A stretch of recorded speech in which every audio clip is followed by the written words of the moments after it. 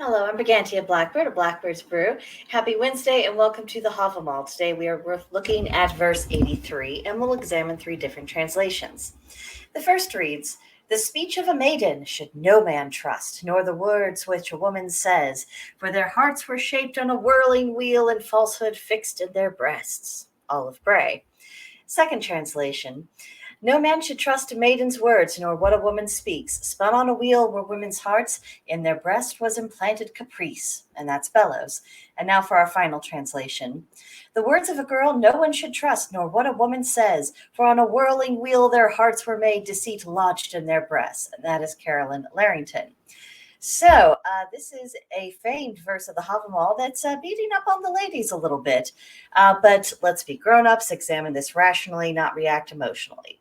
It's nothing new for misunderstandings and various forms of upheaval to occur between men and women, despite all the claptrap of modernity insisting that we're all just the same as each other. I think we know that isn't actually the case.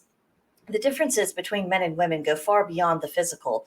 Psychologically, we are simply not operating on the same kind of program, which shouldn't come as a surprise to any pagan or, any human who has good sense for that matter, because of all of our teachings that highlight the complementary nature between the sexes. To be a complement of something else is not to be the same or to be interchangeable with it. It's about polaric balance.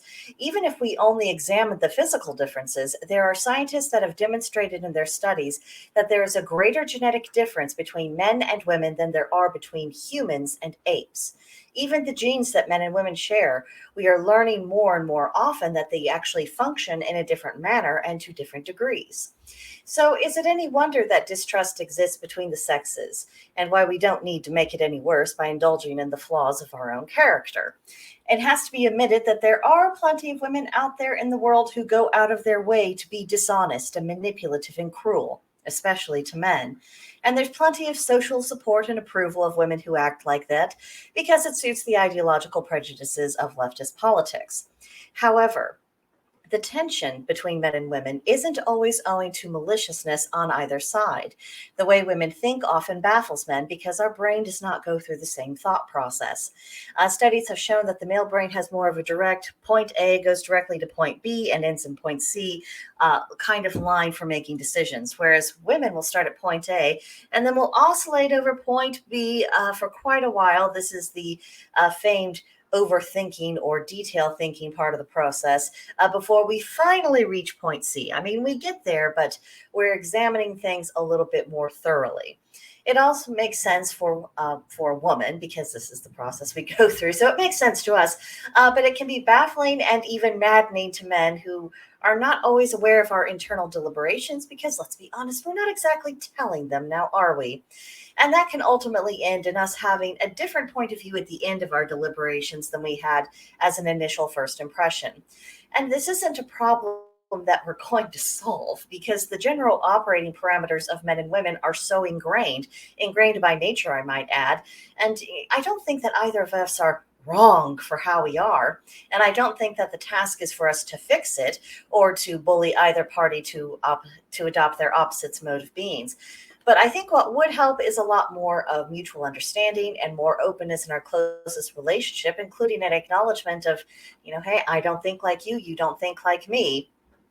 And I think we ladies might drive the gentlemen a little less insane if we clue them in that, we're turning something over in our minds and we're just, needing to go through that a little bit more. That way, at least they know what's going on with us and they're not watching us sit, and just watching us think, which, that can't be a comfortable thing to do.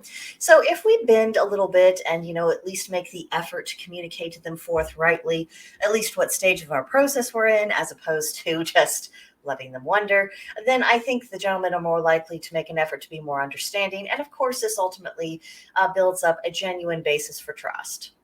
So that's what I got out of this week's verse. Share your own particular impressions with me in the comments below, or come see me and the rest of the gang at Blackbird's Brew on Gilded. Link in the description box, and you'd be very welcome there. Not only can you chat with me, you can chat with all of the pagan content creators that are associated with the group. So lots of people for you to meet. And we hope to see you soon. But that will do it for now, and I'll see you next time. Bye.